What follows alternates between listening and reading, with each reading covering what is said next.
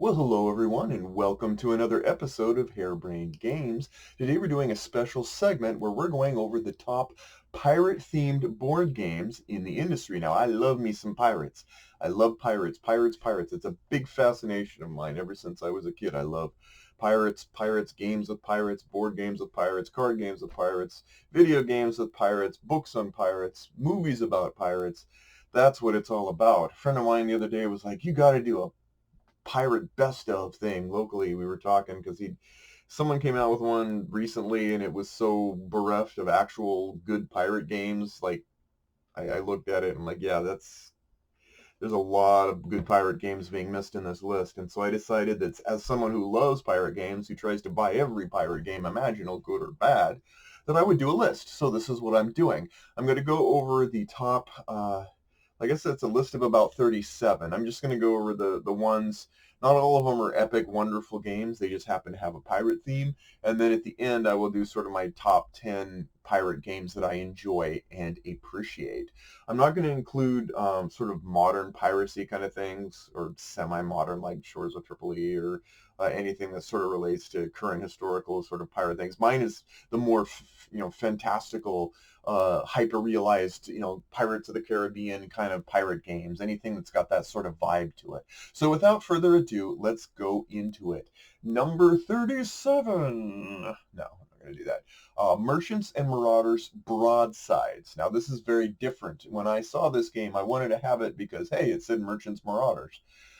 It was done by a different designer than Merchants and Marauders, and it was very much not about adventure, pirating, sailing. It was about broadside battle. You and other players had ships, and you basically took the nuances of ship to ship combat, and you basically used that. It was very fiddly. It was very just obtuse set of rules. It was just really odd. I really wanted to like it. I tried to like it. I didn't like it. It ended up being on the clearance for like $5, and I kind of felt bad because I felt like there was something there that could have been cool, uh, but there wasn't. And so that's what we got for that. So 36, Pirates of the Spanish Main. Now, anyone from years and like many decades ago, there was a game where you had collectible card deck building, collectible pirate ship building game where you bought what was the equivalent of like a Magic the Gathering booster pack, but inside you had these sort of semi-rigid cardboard that you would create ships out of. The reality is the fun part was actually constructing the ships. The actual gameplay was a bit just standard, simple. Not that really turned out not to be the highlight, but it didn't matter because you were always collecting more collectible card deck building, deck ship building things. So I don't think that's available now. If you can find it around, that's great. I had fun with it while it lasted. Again, it was more fun to build the ships, and then when you're done, you're like, yeah, the game's okay, but let's build more ships. Piratoons. Piratoons is another ship building game. The essence here is that it's a timed sort of battle. You have a bunch of pieces in the middle that you're all auctioning off and trying to bid for. You get them and you try and build your ship. You try to build it as big and with as much stuff as you can. Whoever builds it the most wins. Not a ton of the pirate's life, just more of like just building a pirate ship was kind of the theme. So next at 34 was Pirate Dice. Pirate Dice, Voyage on the Rolling Seas. This is a sort of a programming your move game, similar to like a Robo Rally-ish kind of thing, where you've got your little placard, and you roll your dice and you try and manipulate your ship based on the dice. You try not to get in the line of fire of ships, and then you try not to run aground or run into islands and such. It was kind of fun. I think it kind of felt like okay, like a you do the best with what you can, you take some hits, whatever. It was pleasant. I wouldn't say it was fully filler of a game. It was sort of like just a little bit like a mid-range game. So Pirate Dice. Sword and Skull was a game that came out. It's an earlier game, an Avalon Hill game. Imagined Tallyman and Monopoly put together and making an odd game. It's very simple, very light family fare. Again, a lot of pirate thematics to it. Something you'd pull out if you had a truly casual, bunko farkle kind of audience, and that thought, oh, let's play piratey versions of stuff. Then this might be good. Sea of Clouds, number 32. Sea of Clouds is you sort of in the air with your airship, and you're contending with other people airship. And I bought it because, well, it looked like a pirate game. It had some pirate features to it. It wasn't really all that memorable. I don't, I played it a few times and I'm like, this is pleasant, but not really noteworthy. It's just, it's sort of like the snacks they leave in the little glass jars when you go to someone's house. It's like, yeah, you eat them, but it's not like you're dying to go there just to eat the snacks on the table. So it's okay. Number 31 is Black Fleet. A lot of people like Black Fleet. A lot of people at the conventions I used to host liked Black Fleet.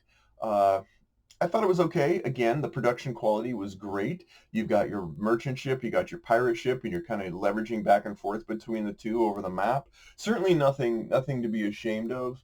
Nothing I was really that thrilled about. I liked playing at higher player counts. I definitely didn't think it was very good at lower player counts. So, Black Fleet.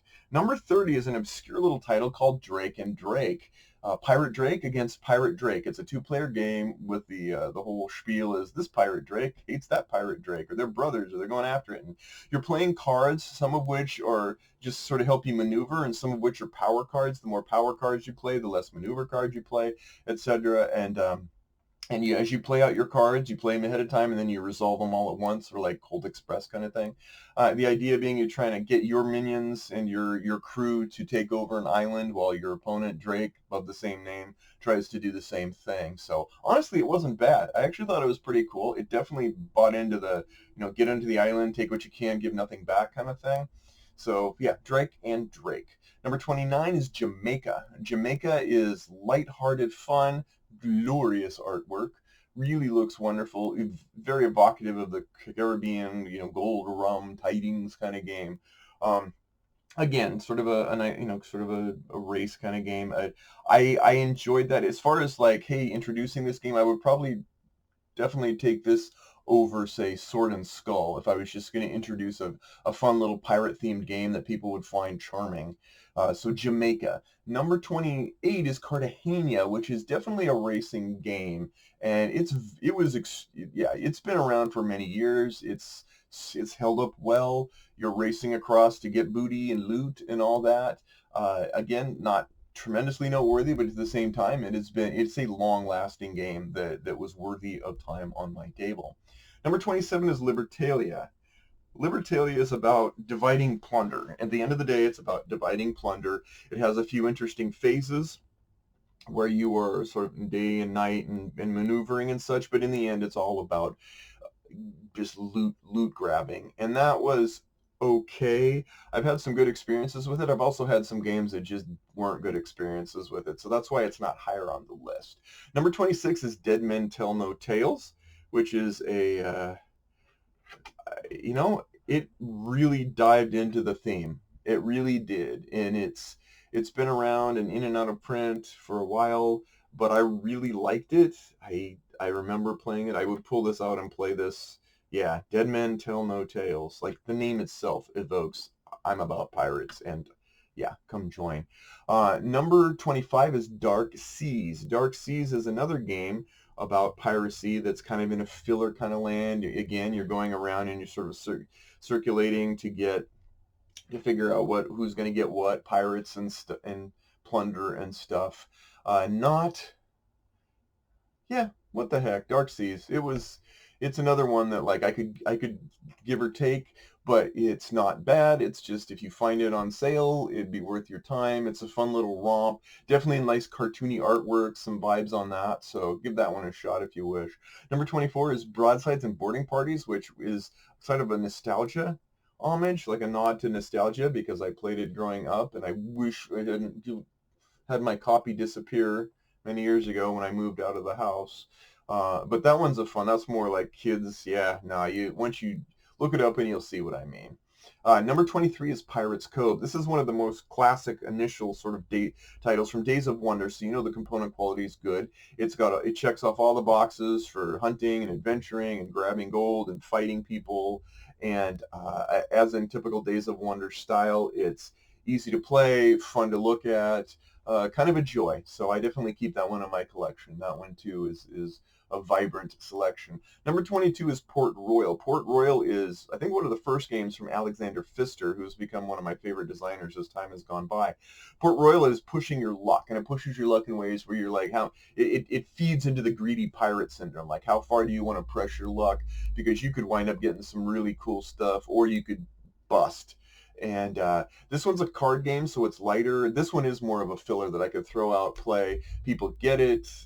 Nice, crisp artwork of pirates and loot and plunder and doubloons and such. So Port Royal. Number 21 is Treasure Island. Treasure Island is full-on treasure theme. The Stevenson Treasure Island theme with find the treasure. One of you hides the treasure on this island, and the rest of you have tools, like you've got compasses and measurements and graphs, and you're constantly looking for where, based on clues about the from geographic clues of the island, where this treasure could be. It's not so much about piracy or living the pirate life as it is about this one particular aspect, which is find where the pirate kept his gold.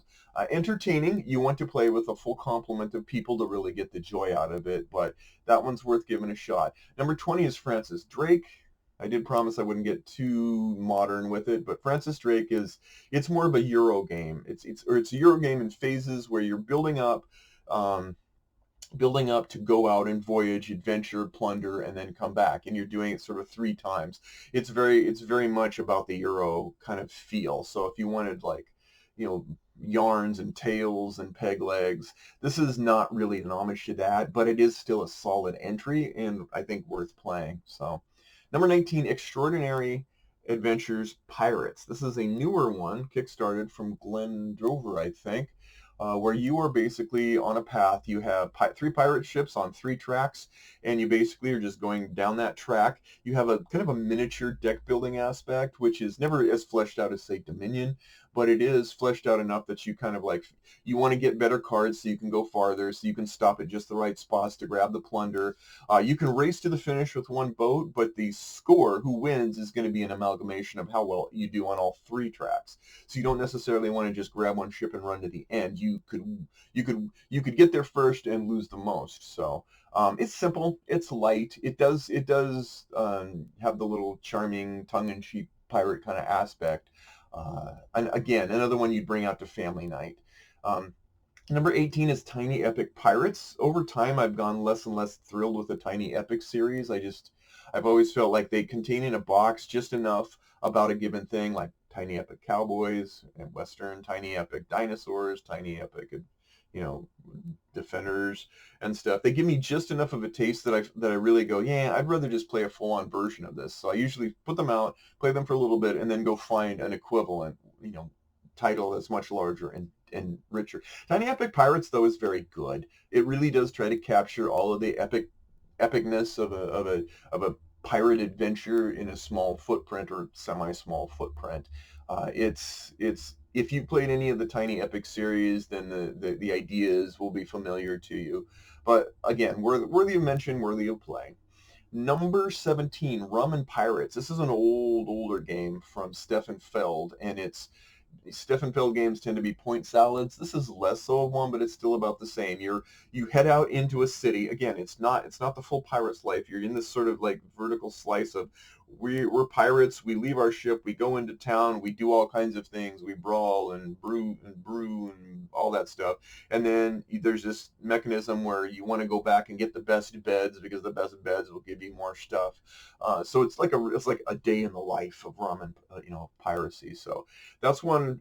If you can find it, I found it for like $5. I'd held off on it for a while, but once I found it, I'm like, pleasant, clever, but don't expect it to have all the new visuals that we've come to know and love in recent times. 16, Rattle Battle, Grab the Loot. This is the oddity. This is the odd, quirky, sort of Like, yeah, this is meant to be the oddball out. You're planning and plotting and you're building up your ship, but then you throw dice into the box, the actual game box, and where they land and how far away they are determines what you can do, where you go to get your treasure, how far you get. It's very random and it's very chaotic. So if you wanted to have a plan and execute your plan like a tactical accountant of a pirate, this isn't for you. It's total chaos and it's intended to be so. I have more fun with it than I thought. It takes a little while longer than I thought. It wasn't necessarily I thought maybe it could have been condensed a bit to make more of a tighter experience. It did run longer than I expected, but at the same time, we were having decent amounts of fun, so that kind of makes up for it. Number 14, Rum and Bones Second Tide. If you played any MOBAs on the computer, which is where you're basically sending swarms down lanes, then you've basically played Rum and Bones Second Tide. Your ship-to-ship battle, but unlike Merchants and Marauders Broadside that just got caught up in minutia and just oddities that didn't help.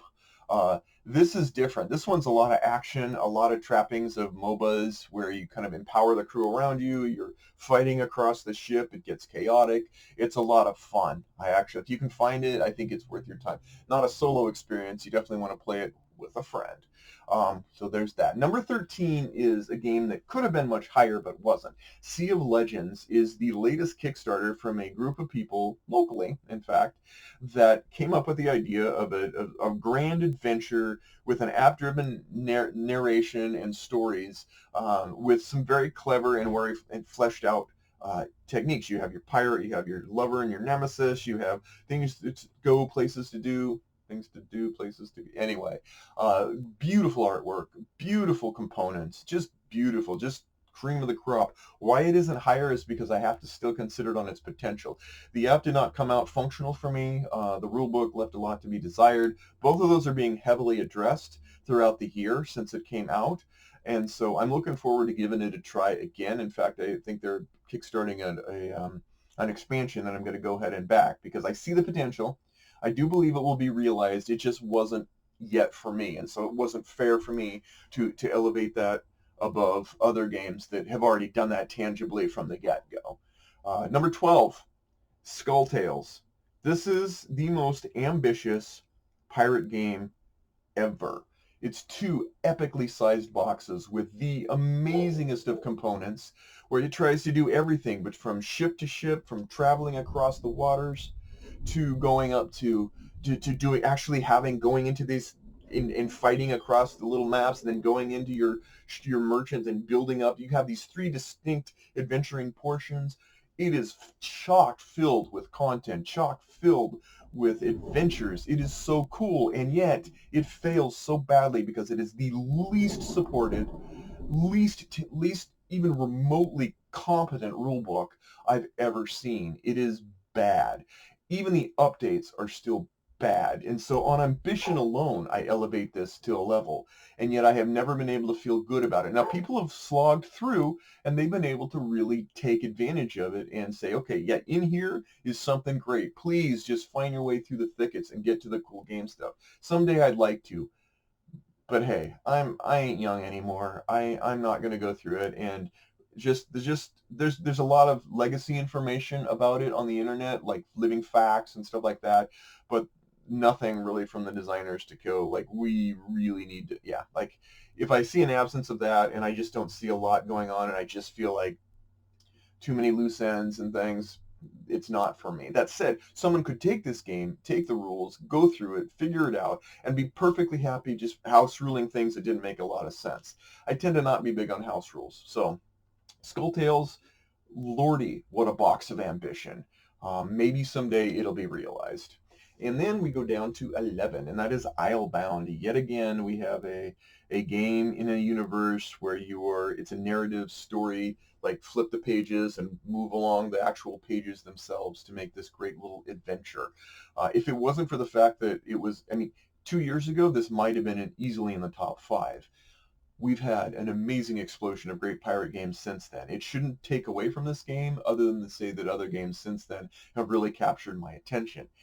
And that's that. Now we are down to the top 10 games, pirate games, that I enjoy and play. Okay, number 10, Pathfinder, the adventure card game, Skulls and Shackles. Now this is one, this game, I have all the expansions, all of it, and it is truly adventurous in its scope.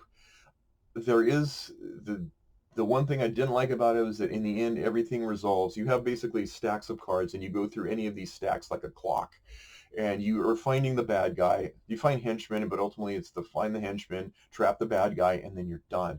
There's only so many ways you can be innovative with that, and even though they tried their best, it still isn't some vast sprawling adventure game. But you've got all of the equipment upgrades, team upgrades, pirate ship upgrades, traveling around, fighting different monsters.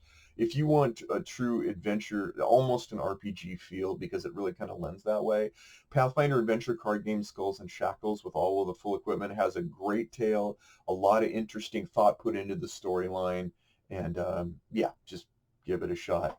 Number 9 is Maracaibo. Now, Maracaibo is a game by Alexander Pfister. It does not have the day-to-day pirate's life going on. You are imagine going out into space and looking down on the Caribbean, and you have the kind of viewpoint that this game has. You're going to go around the Caribbean three times, but each place you go, each thing you do, you have such a variety of things to do. You have upgrades for your ship, you have hundreds of NPCs to interact with and find and leverage and make use of.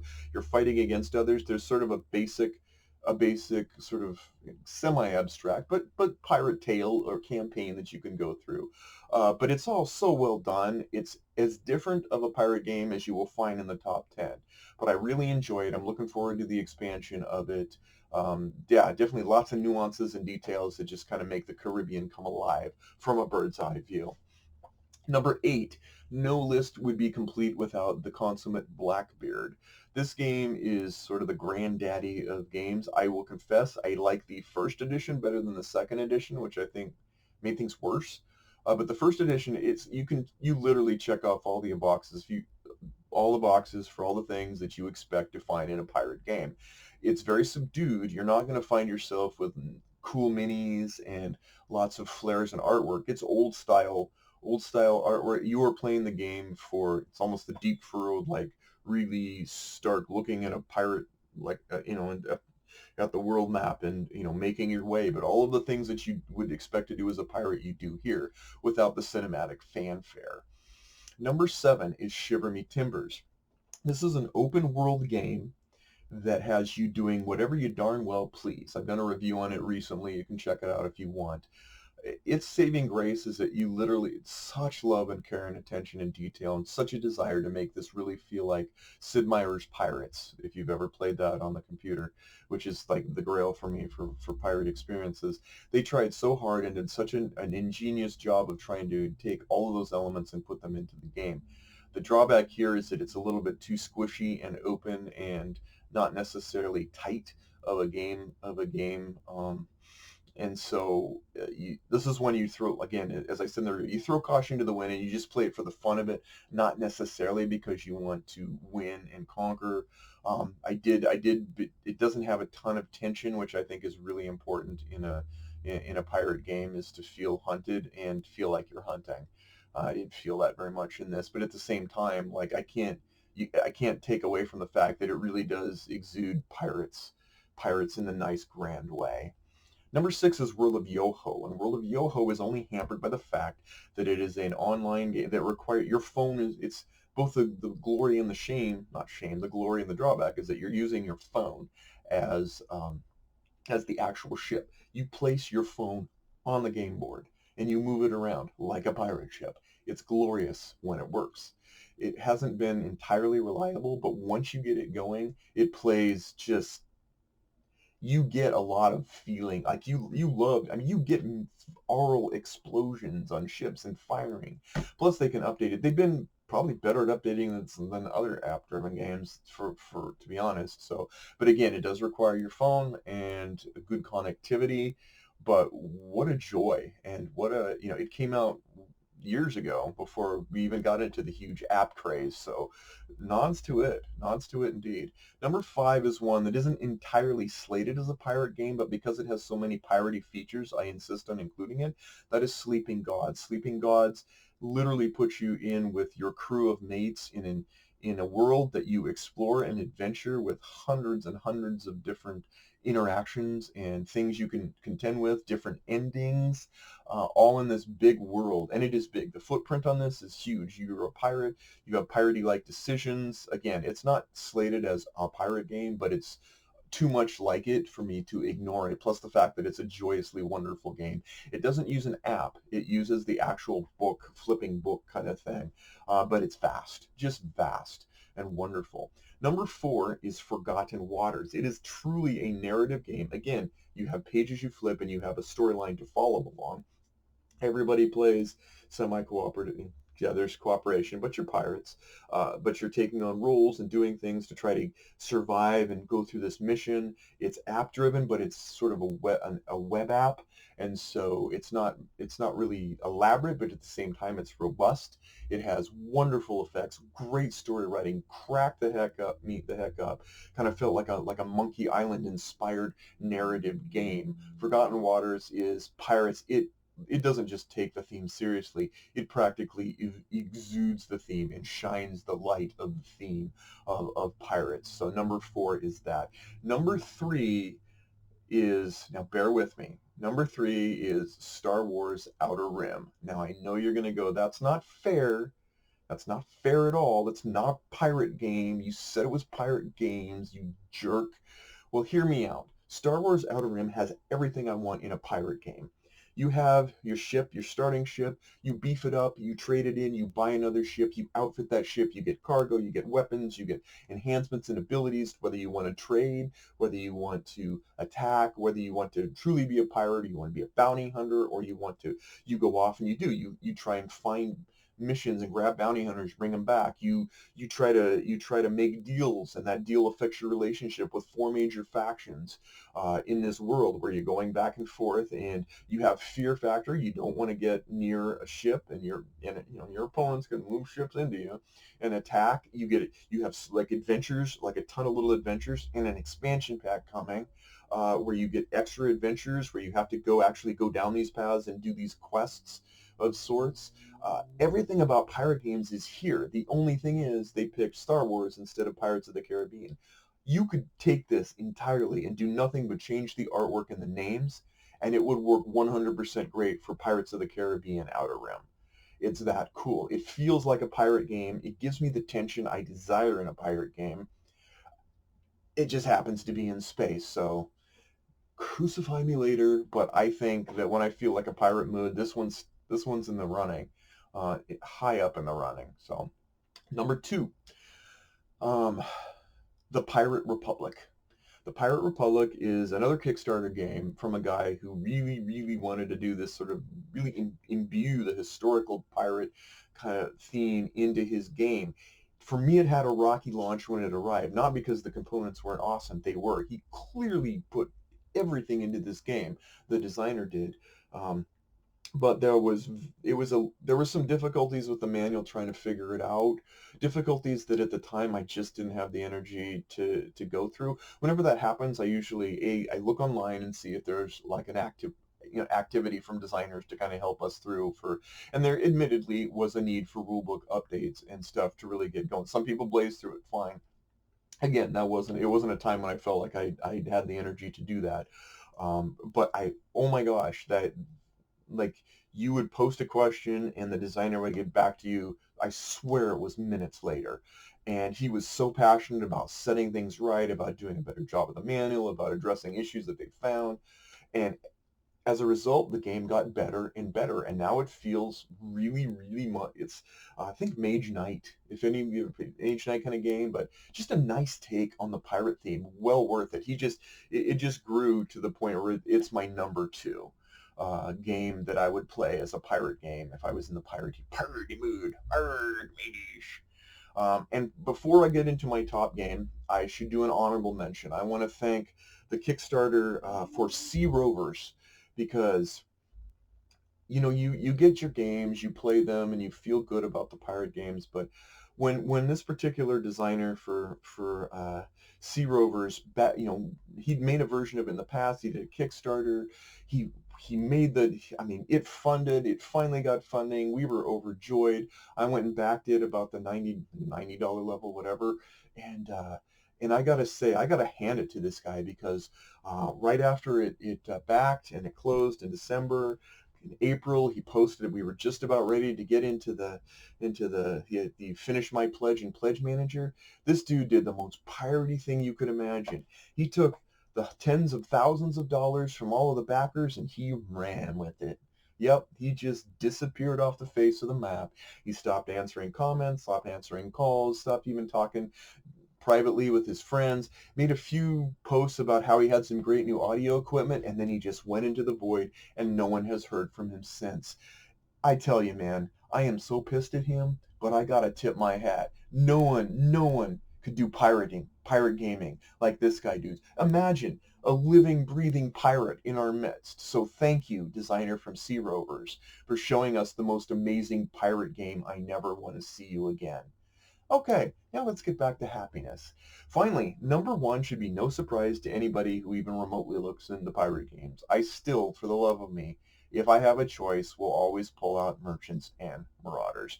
This design from Christian Peterson is still the most thematic, the most perfect, near perfect. Nothing's perfect. There's still a perfect pirate game out there that hasn't been made, but it is the closest thing to a perfect pirate game for me to pull out and play. It has the tension I want. It has the skills, and it has the pirate ship, the adventuring, the running from things, the the going after each other, the I want to be a merchant, I want to be a pirate. It's a lot of time investment. It's a big game. There's a couple downsides. Downtime is minimized as possible, but it's still there. But nothing exudes pirates like Merchants and Marauders. It's still number one. Again, someday I think it could be improved upon and we could do something better, but still to this day I just will default to Merchants and Marauders with its Seas of Glory expansion pack, of course, which provides even more content for your viewing pleasure. And that's it. So what did I miss? I think it was pretty comprehensive, but I alone am... Wait a minute, did I miss one? I'm trying to think. Did I miss one? Did I miss one? No? Oh well. I think there's probably some out there. So let me know which ones I missed and which ones are your favorites, which ones I'm wrong on, which ones you think I'm right on. I love me some pirates, and I love to talk about pirate games. So thanks again, and we'll see you next time on Harebrained Games.